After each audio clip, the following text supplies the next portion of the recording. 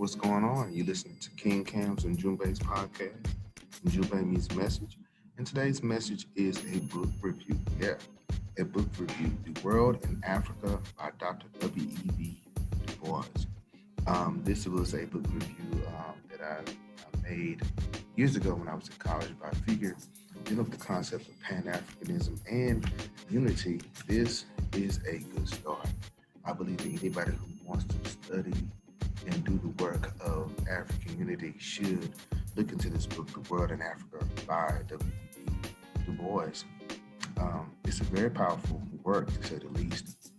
To order this book, for me, it was a life changer. It was just $8 back then, and it was paperback. It was very solid, and it should be a required reading for all African history or people of the diaspora.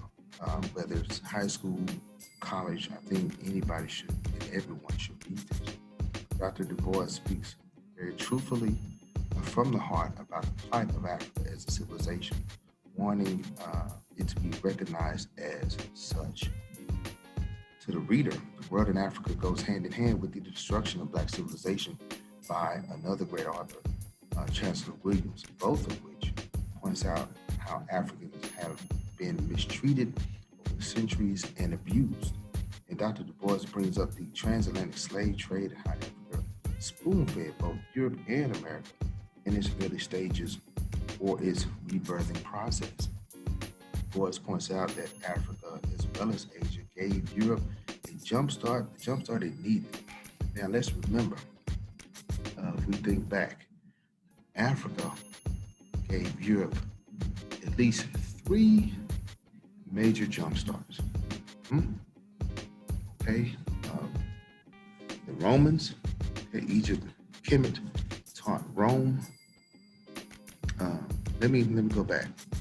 Kemet taught the Greeks. Once they became who they were, the only reason why they became who they were was because of the knowledge of Kemet. And once Greece fell to Rome, Rome took its place and they taught them again. Then you had this thing called the Renaissance. Where did they come from? What did this Renaissance is? It makes it sound as if they was already arrived and just briefly lost it. No, they had the Dark Ages. They totally forgot the knowledge of Kemet, and they made reading illegal, and so therefore they had the Dark Ages. So we had the Renaissance period. Why? Because the Moors occupied Spain and major parts of Europe, educating along the way. Keep in mind that Moors were not just Muslim, that was a generic term for Africans. So they occupied Europe and Spain for over 700 years, building universities and houses of knowledge. And then once Spain got on its feet, then they crossed the Atlantic. How? By the aid of Africans. Now the third, what do you mean third? So we had the Greco-Roman period, then we had the Middle Ages, then we had the European slave trade, which gave birth to the United States of America. So we had 3. Africa had to jumpstart Europe as well as the world at least 3 times. So gave this final push gave Europe, the European world, the Western world, the jumpstart it needed because of Africa's wealth and labor during the slave trade, the proceeds of which was to fund the restoration as well as the Renaissance, as well as other reformation. How can you have time to have religious arguments and discussions if you had nothing else to do?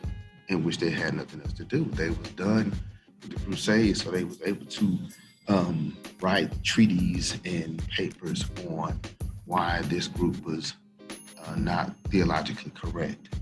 So they had that kind of time. Why? Because they enslaved so many.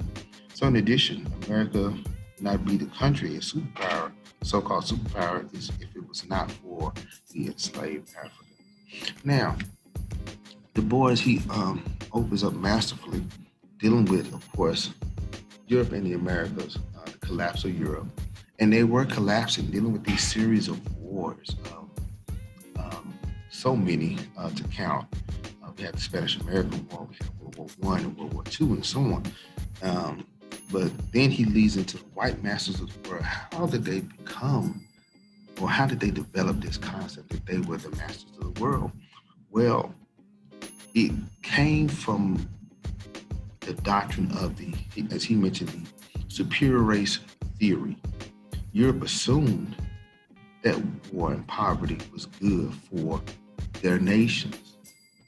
So in order to get what they wanted and do what they wanted, they used the means of war to do it. Okay? And he mentioned by way of thinking, gave rise to many paradoxes, and it was, and I quote on page 17, the characteristics of the era that men did not face paradoxes which any plan to solve them. So there was the religious paradox, the contradiction between the golden rule and the use of force. So on one hand, you had the Bible, but on the other hand, you had a rifle. That's not how this thing goes. That's not how it should go.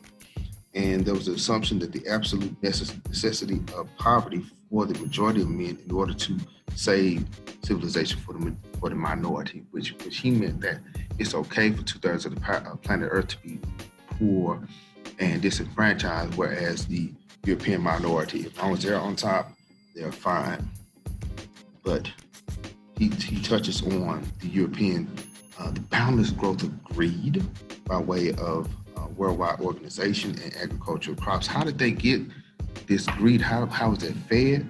By mass production, by mass enslavement, by furthering, say, the cause and thoughts of ideas of manifest destiny. And then how did they use it? What was this concept of racial superiority? They used the Bible. They used the concept of the curse of Ham. Okay, so they said, okay, we're better than you because the Bible says so. Once again, they're misreading it, but that's what they used. They wanted to use it to further their greed. They used the Bible, propaganda, and slavery became a factory system.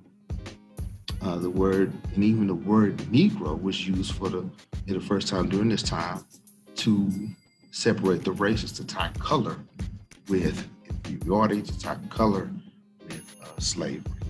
So they used the color phenomenon, even though some of the original Greeks, the people that they loved the most, pointed out that, the Ethiopians had a high culture, but it didn't matter to them. They wanted to prove their point that these people of blackness and black hue or darker hue were inferior. And the good book says so, and we have weapons to show and prove we're better. So with the idea of the superior race, the U.S. and Europe grew. And this concept fueled their fire. And this is what Dr. Du Bois was talking about.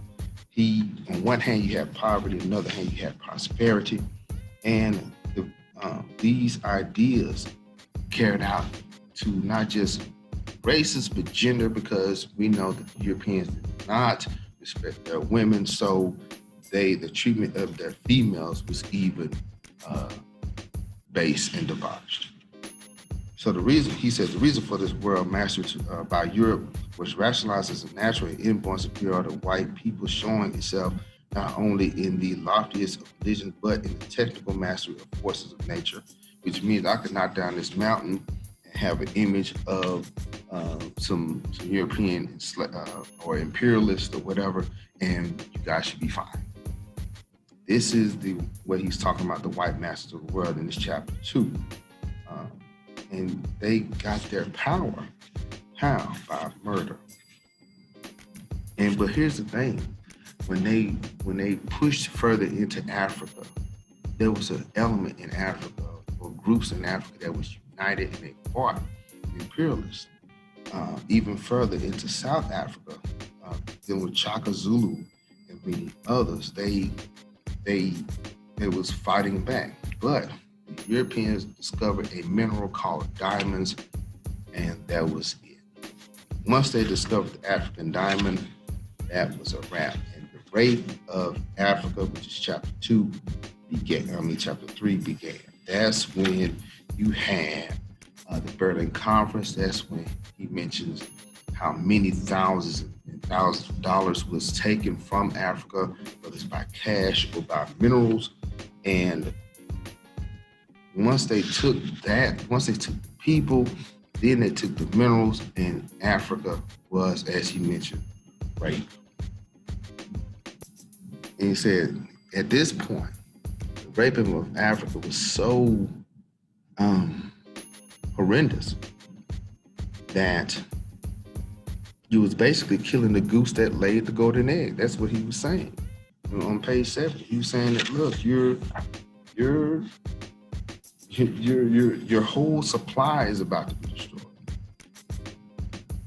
But then he goes from that to the peopling of Africa, how the Bantu people and people in Kenya and Uganda was making moves and movements and migrations and distributions of the wealth and knowledge was being passed down.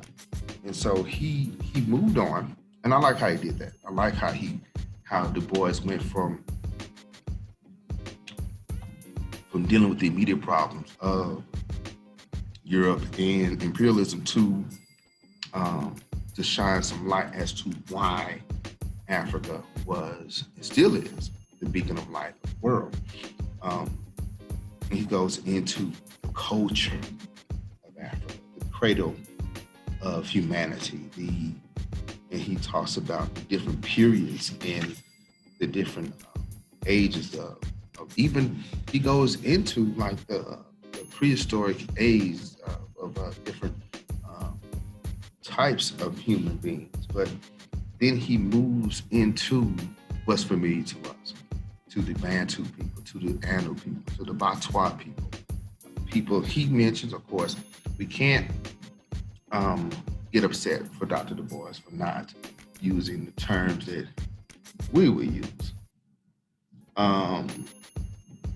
We won't, we can't fault him for not saying Kemet or Tunisia to marry or things like that.